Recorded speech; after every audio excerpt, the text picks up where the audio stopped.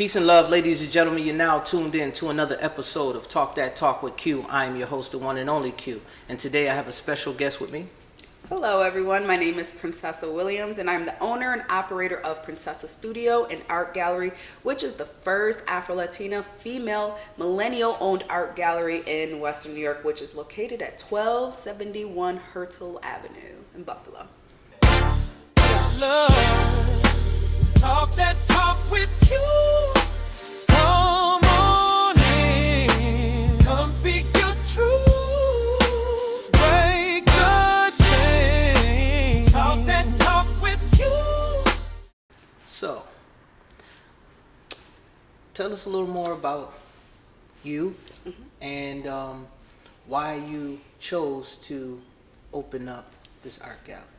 Well, that's a great question. So I was always around art. So my mom's an artist, and I've always seen her draw and paint, and I took after her. You know, I started doing things as a little young girl, and I remember asking my mom, I said, when did you notice I was an artist? She said, around 5 years old. I'm like, really?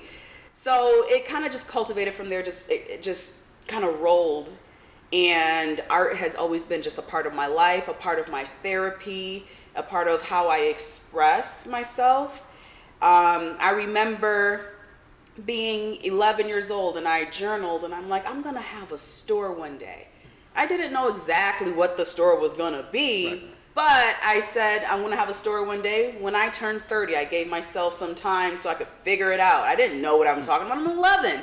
But anyways, the pandemic happened when I was 30, and so I turned 31, and I had the keys in my hand to the art gallery that I have right now.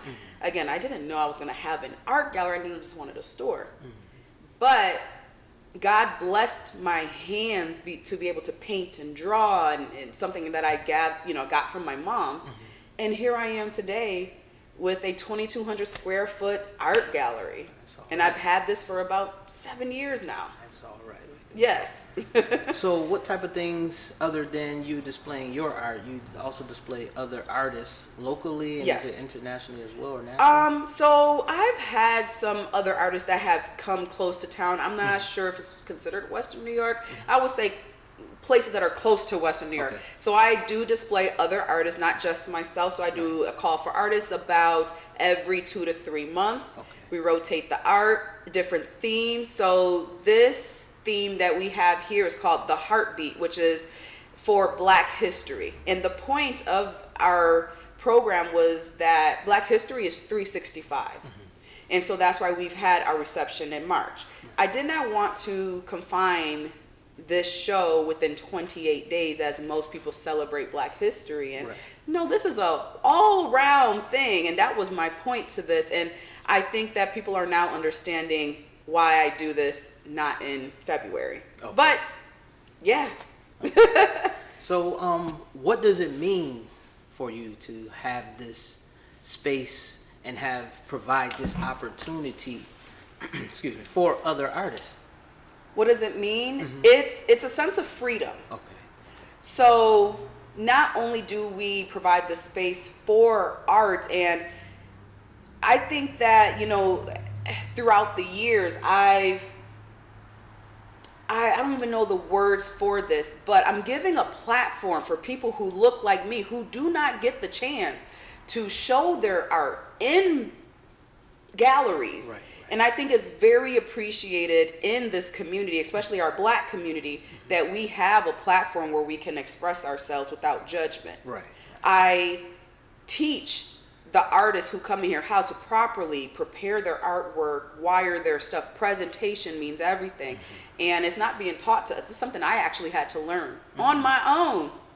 And, I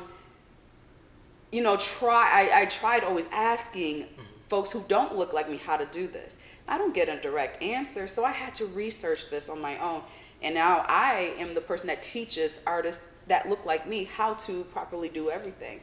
I'm still learning. I don't know everything, but I tried my absolute best to pass along the knowledge that I have to artists in this space. So it means a lot that I've built this throughout the years, and I think it's come a long way. That's good. Yes, That's good. it has. So, with that, I understand you saying you built it for the people that look like you and stuff like that. You are open though to other ethnicities Absolutely. and stuff like that. Oh yeah, it's not just for folks who look like me. It's for everyone. I've had all different types of cultures, display work in here. Absolutely. So it's not just for those who look like me. I just made a platform that we can use and feel comfortable, which is very important, because we sometimes do not feel comfortable going to bigger galleries where we know those artists don't look like us. So I made it comfortable that they can come and learn and display and sell their work, which is something that they're so excited about. That's good. Yes. So, I mean, let's be real here, though. Okay. No, it's all right. But we also know that in the other galleries around here that are not predominantly filled with melanated people, you tend to get pushed away, or only one or two may get selected or stuff like that. So is that what also drove you to make sure you included the people that look like you as a representation? Absolutely. I remember, I'm not going to say the place. Okay. However, I inquired about how do I get my artwork in here? And they were giving me a whole list of things. And I'm like, what are you talking about? And so then I learned that we're not taught this. We're not taught the successful way of presentation. Right. So I had to go back to square zero, try to figure it out to get to 1 to 2 to 3 to 4. And, I had to teach myself, like I said, and it took a while.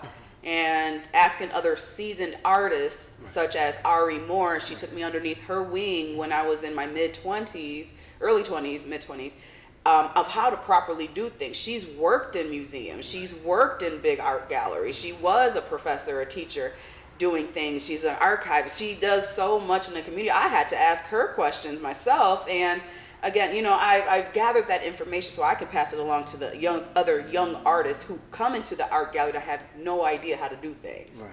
Okay. That's good. That's good to know. So yeah, because it's a lot that goes unsaid, because we tend to tread a thin line, making sure we don't get pushed out or ostracized or stuff like that. If we if we stand up for ourselves, basically, or mention the differences, or you tend to draw the line where you're saying, oh, wait a minute, you're borderline racist, right? What are you doing? That type of thing. When we talk about trying to submit into a predominantly Caucasian art gallery or something like that, when we all experience as artists some form or another, even though it's sad to say in 2026 that we're still dealing with issues like this. Yeah. Especially in the art world, you know? In every world. You're like, let's get into it. I'm like, no. But I get it. Yeah, that is very true. And it's very unfortunate. Okay. Yeah, so now the other part of this episode is more so about the importance of art.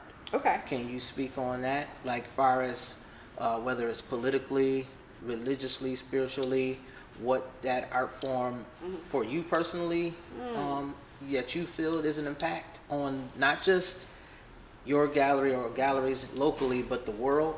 Yeah. I think art is very political. I think a lot of the things in business, entrepreneurship is political. I mean, I absolutely have faith in God, and He comes first in my life. And I think that I know that He is the one who got me here. I did a lot of praying, and I did not know how to follow my own path. I had to let Him guide me so I can get here. Again, I wrote in my journal at 30, I didn't even know what I was talking about, but He knew that, you know what, I planted this seed of talent in her. I'm going to get her to that place. When it comes to how I got here, there's a lot of different lanes of how I even got to this point, because I ran into a lot of barriers. I ran into people trying to discourage me. Oh, yeah. So,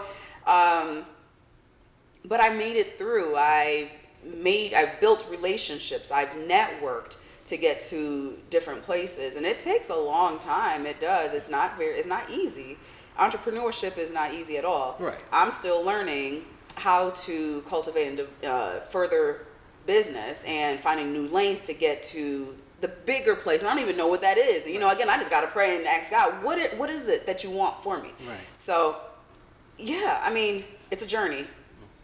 So what fills you though? What drives you? What feeling did you get from creating art? You know, like The feeling I get from creating art is a sense of relief. So what I mean by that, some people journal, some people make music, and that's how they express themselves. So my way of letting out emotion is through art. So taking a look at my portfolio, I've come a long way. And you can see where I was sad, where I was angry, where I was excited, where I was feeling like a dancer. Not like that. Not like that. But like I'm just jolly. And you can see my journey through my art. So like I said, it's just like journaling. Art is my journaling. Okay. I show how I feel through pictures, through painting. Right. You know, and I think a lot of artists do the same. I know a lot of artists do the same thing. They talk about things that are happening in the world. You know, this picture here is by Kobe Barber, and the statement that it says is Black Lives Matter, stop killing us. It's a statement. Yeah. It's political. Right. You know? And we all express, artists, I can say just for us artists, we express through our painting. Right. Some of us put words in it, some people don't. Right. So symbols, we, you know, put symbols in there, and sometimes we know what it is, sometimes we don't. A picture right here says, you ain't black. And the absolute special artist who drew that was actually you. Yeah, That's a statement. Yeah, it's a pretty bold statement. It is. I got a little flack for it, but It's okay. it makes a factual point though. So Right. you know, yeah, and that was how I was feeling in the moment after doing research though. Okay. And that's where that inspired me to create that whole Yes. piece right there of You Ain't Black. And I'm like, wait a minute. So in common law, in their books, if we live by their rules, which we all do, We do. why don't you understand the rules then? Whereas some folks are brainwashed. And that's why my pieces are to open up the Right. mind, yeah, and entice them to research. I mean, you're quick to pull up your phone for something else, Absolutely. search it. Absolutely. You don't believe me? Then search it. It's a conversation starter. Yeah. So that was a very strong piece for the show, the heartbeat. Yeah, And I think that beats a very loud sound. Right. So thank you. You welcome. That's so funny. Yeah. So we're switching gears a little bit. Okay. Where do you see yourself going with this? Is it?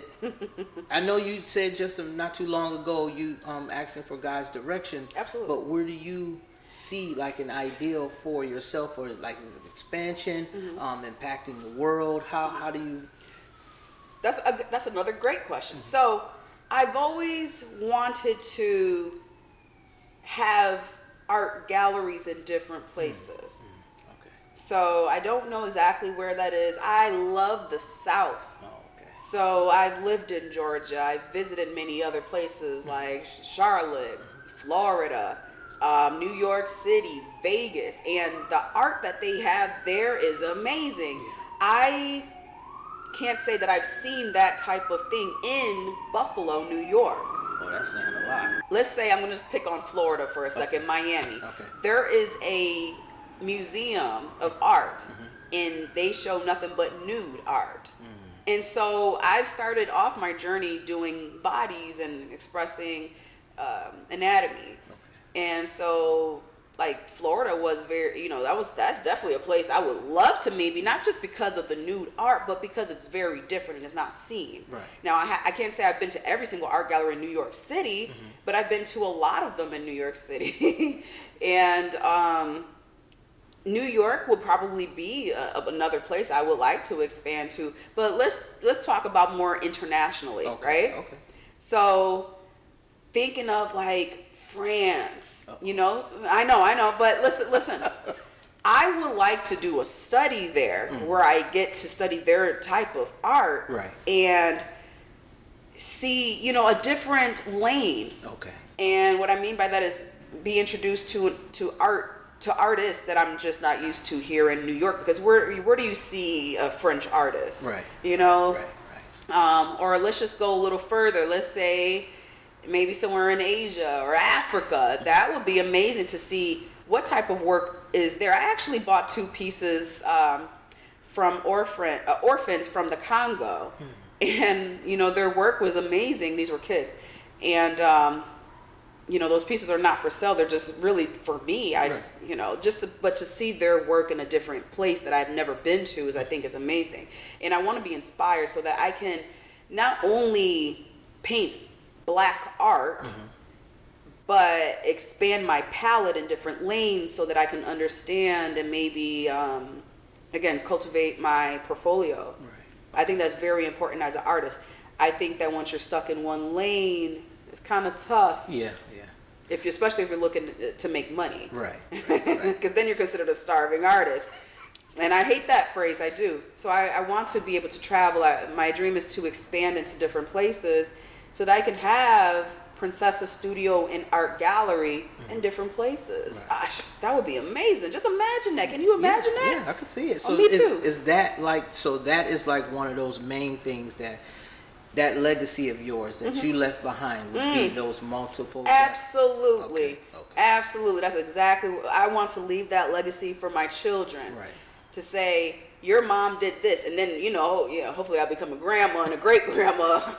Whatever. I am always 29 for life. Okay. But I want to have this for my legacy. Okay. They're gonna say my great grandmother had Princessa Studio and Art Gallery, and it's still here. 150 years later, whatever, how many years, I don't know. Right. And maybe they take on that family prize and they expand on it. So Princessa Studio and Art Gallery and whatever their name is after that. So, I want to be in the history books. There you go. I'm serious. I want to make a change. I don't just want to be known for, like I said, the Black art. I want to be able to say I did this and that and that. Yeah. But go ahead. I'm sorry. I'm sorry. No, you go ahead. Because most times we are, like I was starting to say before, we are put into a box. Correct. And it's this little, that's that Black gallery. That's that little thing. And all the time it's like, okay, but how far can they actually go, type of thing. So making a big bold statement like that would be phenomenal. Correct. Well, will be phenomenal. Yeah. So, my art gallery is not just used for displaying art. So we use it for different forms of art. Let me explain. Yeah. We have poetry nights here, where we partner up with wordism. And it's a way of expressing ourselves, which is a form of art, poetry. Right. And what great place to have it but an art gallery. Makes sense. Yeah. Some people kind of just what is the word? They freestyle, right? Yeah. But they're inspired by what's around them. That's perfect. Yeah. So that's just one example of something that we do here, and we're not just an art gallery. Oh, we're a community space. We're a place where we can express ourselves. I was going to say, speak on it more. Paint nights. What else? Yeah, there you we go. do paint nights. We do yoga here. You We have resident artists that work out of the art gallery. So I create platforms so other people can expand themselves as well. Now that would be kind of cool. I don't know if you do this, but once you said that was an idea that sparked in my head. Let's hear it. Stretch and paint. Okay. That would be kind of fire. We could talk about that all. Yeah. That's funny. Lord. I mean, it ain't nothing bad, but No, I get it. It's actually creative. It is. It is very creative. I'll have to think about that. We'll come up with something. Maybe we can collab. Okay. Sounds good. Yeah. So, on the other half of this, far as that side of art, but now to the part where we talked about the starving artist. How do you? I don't want to say put a dollar to your pieces, but how do you value your art? That's a good question. So I'm going to tell you how I actually started off. Okay. And I did not understand what I was doing, but it was a good math equation.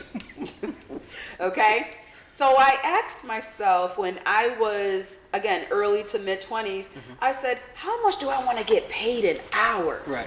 Right? It's a good question. Because here I am in my mid 30s. You know, things are very different now. So back then, I think minimum wage had to be like $7, maybe. Yeah, $7.50 or something. So back then, I said, well, how much do I want to get paid an hour? So I'm like, $30. That's what I want. $30 is a lot. Yeah. Back then. So I said $30 an hour. So I kept track of how long did I paint Right. this piece. And then I said, all right, that can't be the only thing. You got to pay me to put my brush to the canvas. So if we're looking at a size like your piece here, 16 by 20, so I did $1 an inch, which is 72. So I would do 72 plus $30, how many hours I did times 30. And then I will add those two things together. Okay. And then I realized as I became better at art and I was doing more realistic art, so things like 3D where it looks real, Okay. you know, not just flat 2D. I'm becoming better. I'm cultivating my skills.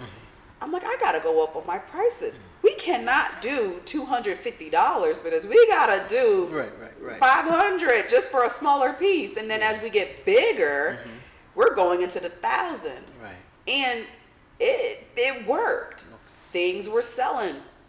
It depends on location, you know. Right. And I would travel with my work. So I went to Toronto and did things there. I've done things in New York City. And it was a great turnout. Again, you got to understand your location. You got to understand your value. Yeah. Your price is your price. Do not discount that for no friends or any family. Okay. Your price is your price. And I had to learn that because people will ask you for a discount. Yeah. There's no discounts over here. This is a business. Yeah. And you have to make people understand that Right. because they won't. Right. So for me, I said, at this point, I'm not your friend and I'm not your sister. I am a business owner. Do you support my business or do you not? Yeah, that And, makes a lot and of they sense. think about that. They're like, oh, do I get a military discount? No, you don't get a military discount. Please respect my business because you would respect a white person's business. Yeah. And you pay full price. Without even And negotiating. and you do not negotiate. So That's- let's not try that here. That's the price? Okay. Exactly. And that's just the harsh reality of it. Because if she wouldn't have said it, y'all know I definitely would have said it. That's so funny. But it's the truth. It is. That's real talk right there. Yes. That's real talk. Yes. And it's a harsh reality. Like every time we see each other, because like I stated on one of the other previous episodes, it's the sad part is when we see each other, we devalue each other instantly. Oh my God. What it's can I so get for a sad. deal? Come on, man, hook me up. No. Like why?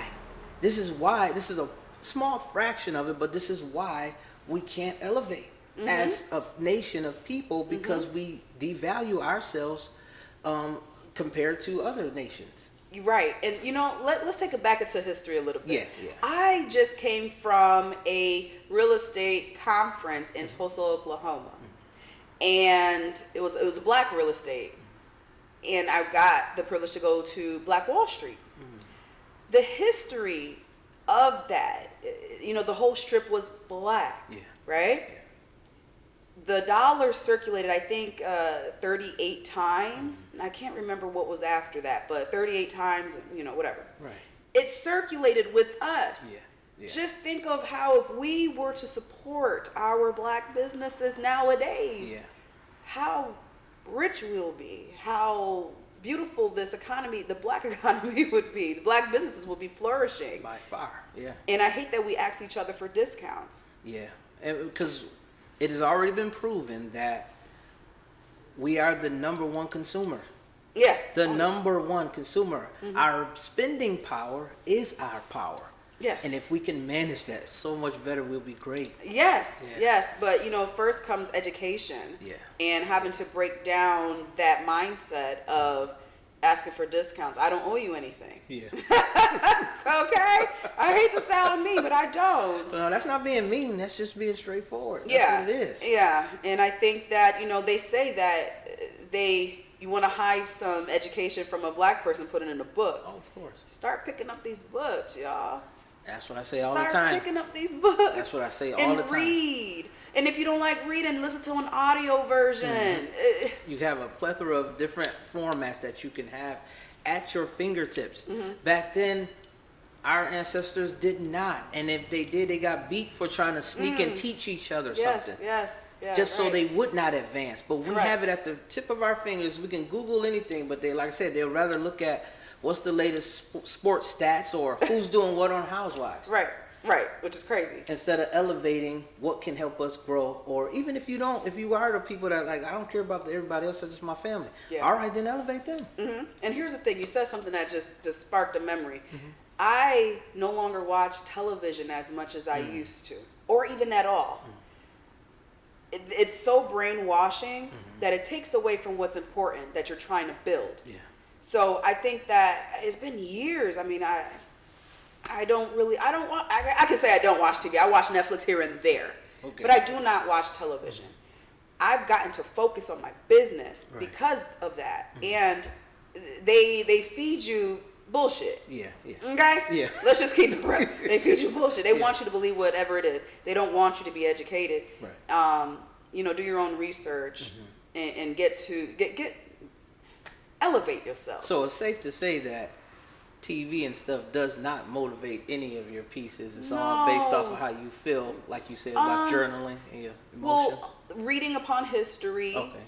I would say nothing on television. It distracts me. No. Okay. I travel a lot, so I may read, something on a historical site, and I'm like, you know what?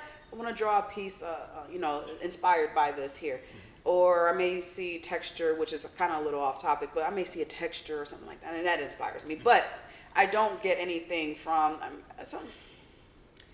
oh man, I'm trying to I do get inspired by this piece is political. Okay. It is, right? So I can see where maybe he got his inspiration because this is a real thing that still happens happening. today, and that is on the news. Right. But it is not on the news to stop killing black people. Right. So we just something that we just learned. But for me, I don't let these distractions get in my way because it will not elevate me or my brand, my business, anything like that. It's more brainwashing because they trying to what has happened is that they're just trying to erase black history. Right. Well, we see a lot of that going on right now, and even celebrities is starting to step up to make a statement on stop trying to erase our history, our people. Because even just a little history moment, like even for February itself, Black History Month is the only representation where you're celebrating history. History is past tense of something that no longer exists. Why are we still celebrating a history instead of a heritage? That's a really good topic. No one stopped to think about that yet. Right. And I'm talking about even these top people who's Black History Month, yeah. But y'all didn't even stop to think that the shortest month, which technically is the most correct month with only 28 days in it, because it's supposed to be 13 months with 28 days, but that's a different topic too. Yeah. But I've heard of that. Yeah, but let alone that's the shortest month to use as a representation that here you guys, you can have this as your Black history, but there is no history here without our history. So that for me, man, it runs deep. It runs deep, and that's why I like to interview people like you, artists like you, to see where your minds are at. So as a collective, we can elevate and then inspire other people. Absolutely. Yeah. So I think that's amazing, and thank you for this. I'm just getting started. I'm only 2.5 months in, but Has it been that short? I feel Yeah. like you've been doing this forever. I know, right? I feel like it, but and I'm just trying to reach for the stars with this here. This is what one of my platforms of what I'm trying to help everyone else, and us come together, and that's that whole key point of why can't we work together instead of being the crab in the barrel pulling each other down or dismissing each other. You don't even know each other, stuff like that. If we could just come together in every field. That's Yeah. what makes it so much better. You don't have to have the same agenda or the same thing, but working together as a network, Yes. it will go back to what you just said about keeping the dollars circulating amongst each other. Oh, I know that they can do that. Oh, why don't I just use her art gallery instead of using, you know? So, yeah. Yeah. I digress on that. I'm gonna leave that alone. I get it, and this is yeah, I agree. So, what would you say to inspiring artists who might want to start their own galleries? What would I say to inspiring artists that want to start their own art gallery? I would say you have to first educate yourself on business. You're going to make a lot of mistakes. You're going to bump your head a lot. You have to be open to receive information. You got to do your research. You have to first, before even getting a brick and mortar, I would say test the waters to see if this is something that you actually want. So what I did was I did a lot of vendor events. Okay.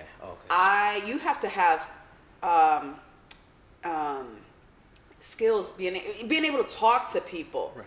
being able to understand people. Because if you are, if you are one-sided, it's not gonna work for Right, you. right. Okay, you gotta be able to communicate. You gotta be personable. Isn't that a touchy subject though? How? Because most great artists are very introverted. They say that. I don't think I am though. I don't know. Maybe I'm just a different one. I'm just saying. But here's how I developed those skills. I remember it was an MLK Black History assembly in elementary school. I went to Campus West, and we had to hold up the letters Martin Luther King, and I had the N, but it was upside down. And I'm young, I don't know. I'm just thinking like, yeah. And we had to come forward and say N is for blah blah blah blah. So my skills to be able to talk to people started when I was young. I was very shy, very, very shy. But somehow, being able to talk in front of crowds, I wasn't shy. And so as I got older, I realized, when I talk in front of very large crowds, I can't see everybody's face. I can't see your expression. I can't see if you're whispering to your neighbor. I can't see that, so I'm not afraid. But smaller crowds, I became nervous because then I see everybody. Yeah, right. But I had to get over that fear. So in college, I took a public speaking class. And again, I did presentations in front of big crowds. I just had to learn how to talk in front of small crowds, big crowds, every crowd, black, white, Asian, it doesn't matter. Kids, I'm a teacher now. Right. I teach art. Right. I have to be able to talk and understand and communicate. When you're in business, you have to develop that skill. You cannot think. It's mandatory, yeah. Yeah, you can't think only one way. It's not going to work. Okay? You have to trust that people are walking, people can walk around here without stealing. Don't be following people. Like, we get followed. You can't do that. Okay? You got to give people peace and grace. You have to understand how to manage money. So you got to have, a separate account for business. You cannot mix personal and business together, just like a relationship. Right. Certain relationships, you just can't mix certain things, right? No, we're not not like Where that. you going with this? Not like that. But like in business, you have to separate personal and business. It does not mix. Right. So Yeah. understanding how to, separate accounts is very important. You cannot commingle those monies. Oh. I used to work in banking, so I understand business accounts and then personal accounts. What else? Understanding profit. You have to know how to create a profit for yourself and the money that you are owed. So there's so many different categories when it comes to this. It's something I had to learn myself.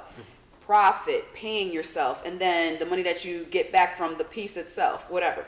So learning how to just separate a lot of things. So I'm trying like it's a whole list. Like, could you just like some key points, like, because I know everyone, like especially young artists, even some older artists, that's fresh to it, and they want to be okay. I want to make this much money at this point in time, and with these pieces, that whole the mind. I get it because Yeah. I've talked to a few people, and they're like, "Oh, I want to make thousands of dollars." Yeah. Okay. we got to take baby steps. Yeah, It's not going to work that way. I'm not saying that it's impossible. Right.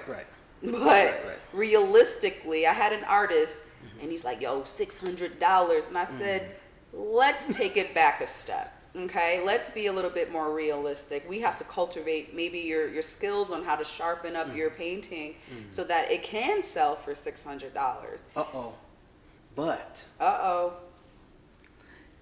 judging someone's art, is it that subjective? I was going to get there. That's very because if we think about artists such as Basquiat, yeah. and so I'm teaching this to my students, and they're like, "Oh, his art is messy," and I said, "Okay, we all have a different signature." Yeah. Now they don't know how to write your signature, but Right. my older kids do. They understand that Okay. we all have a different signature. So I had to understand that as I was talking to that artist, that in his mind, his piece is valued at $600. Oh, okay. I had to respect that. So when I put it on my wall, I put that price on there. Oh, okay. I did. And I even do talk to some artists like, let's raise your price because it's a little too low. Right. So again, looking back at Basquiat, people looked at his work as messy, childish. I love his stuff. I've seen his work. Like up close. Where did I see it at? New Orleans, I think it was, or New York City. I'm trying to think of another artist, Picasso. So Picasso, my students are like, oh, his stuff is weird. Okay. The eyes being this way, his face is distorted.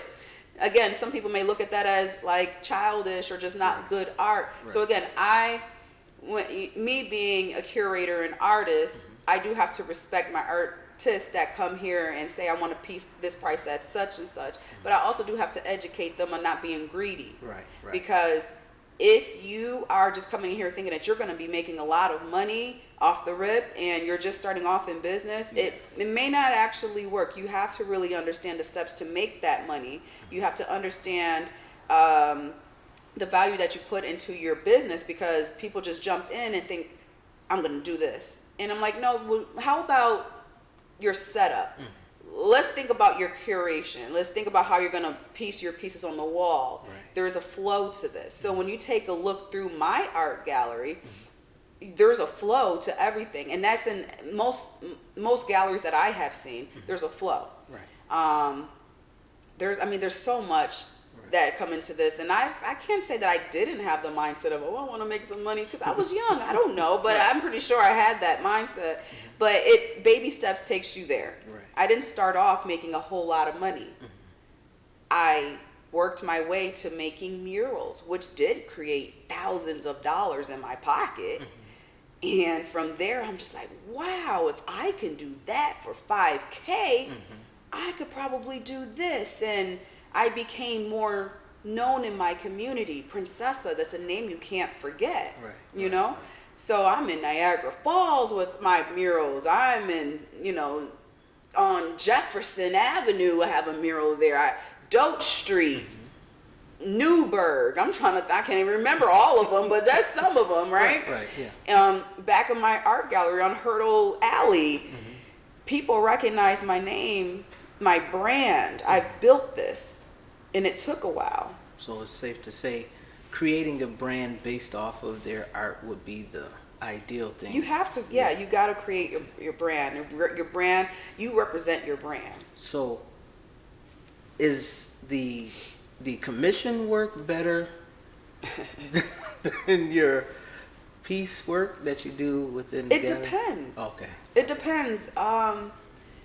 It really all depends. See, I don't think you can really compare those two. I mean, sure, with a mural, you're making big bucks, and that's amazing. But I have an artist here that will sell his piece for $4K, where somebody may do a mural, may take them a few months for $4K, and it took him a week. So it depends. Right. Okay. So like for example, you got one piece that, like you said, 4K and stuff like that. So when you do the commission work, do you still get creative control, or Absolutely. is it all it's not just about what the Well, it's about your client? it's about your agreement with your client. Okay. So right now I'm designing a jean jacket, right? And I have a rack full of these jackets on the other side of the art gallery, and they're like, we want this. And I know there has to be creative freedom because I can't replicate this exactly how this other jacket is. So I did explain that, and they said it's fine. Right. Okay. Yes, please okay. have creative freedom. That's what I love. Yeah, yeah. That's my favorite word. Can I have that creative freedom? Because I have to be realistic. Right. It's not going to come out exactly. The way- It's going to be similar. Right. Right. But I promise you will love it. Okay. So we don't want to hold you too long. You any final words and thoughts or statements that you would like to share? Absolutely. So when it comes to business, I'm just going to say this in general. Okay. Always do your research. Always ask questions. Never be afraid. No question is stupid. Right. Be inspired by other creatives in your field. Try to, so for example, art, try to go to these gallery openings. Try to meet the artists. Try to ask them questions. Email them, because sometimes they don't have enough time in that meet and greet. Ask for their information. Exchange information. Don't just stick to one style of art. I'm just, for example, the art. Don't stick to that. Understand other forms. So think of Jay-Z, for example. He samples older music, new music. He creates new music. He does all these things. However, he's become successful in his career because he reaches back. He pulls forward. Right. He's meets something in, meets in the middle with his work. And it's amazing, as we all say, right? Yeah, yeah. And we know his work. Right. And I remember he said, you're gonna know my name, or something around that like, he goes, no, he said, you may not like Jay-Z, but you know my name. Right. And I was just like, oh, I like that. Yeah, because you're gonna know Princessa. There you go. Okay? You ain't gotta like me, but you're gonna know my name. You're gonna know the wonderful work that I do, whether if you think it's wonderful or not. It's wonderful. But either way, there's a lot that goes into business. My thing is always research, never stop learning. Ask questions. I'm not a gatekeeper.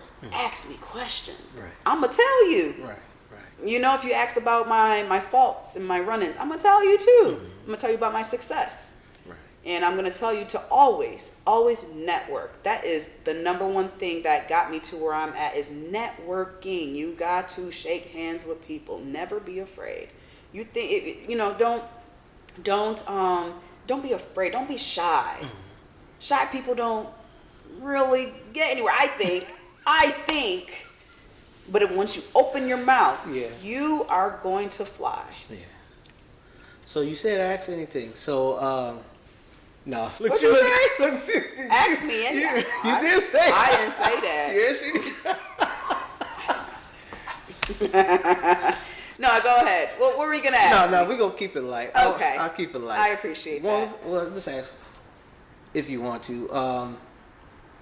What was your most valued piece that you, or form of art that you have done for yourself or someone else, and that value, the dollar amount, if you want, or So a canvas piece or a mural? either or. Because it's two different lanes. Again, I think you can't really compare, because this mural is huge and you're doing this for the community where it can be seen for many years, and obviously there's always big bucks behind that. Right. Versus maybe a smaller piece is going into that client's home, and it may not be seen by everyone. Right. So I've done, I can't even tell you, because I've done really huge pieces that were sold for thousands of dollars. I have a client in Atlanta, Georgia, and I shipped off a piece for $2K. And at that time I thought that was a lot. I've done things for a lot more. So again, I'm constantly cultivating. I'm just growing. I'm creating. I'm making new ways for myself. So I can't really put a dollar on that, because as I get better in art, my value goes up. Right. As I gather new skills, everything goes up. Okay. And I will be moving out of Buffalo because I just feel like I'd be more successful. Think of the people who moved out of Buffalo. They have become very successful. They will reach back home. You're right. I think that's a little discouraging, but that's all right. That's okay. Get out of the glass box.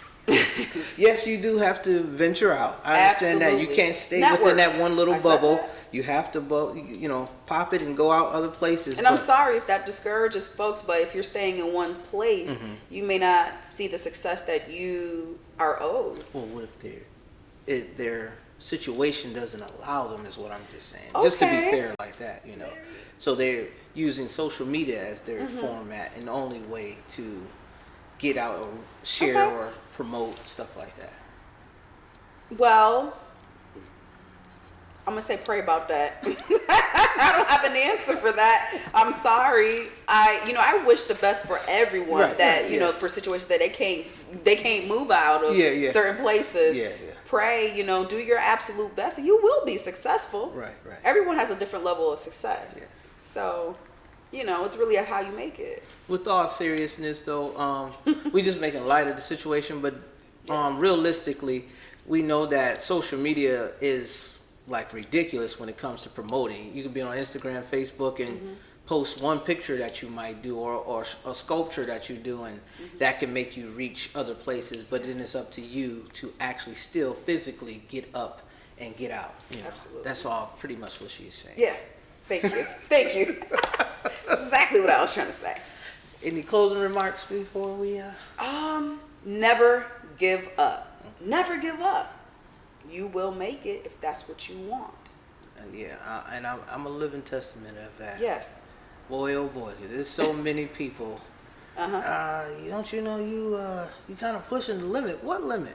Yeah, what limit? What are you talking about? That's your limit. That's the barrier in your mind. That's it. And then now Yeah. I see how you look at me too. I see how you perceive me now. Thank you for that. I know where to put Use you. that as motivation. Yeah, I know where to put you. Yep.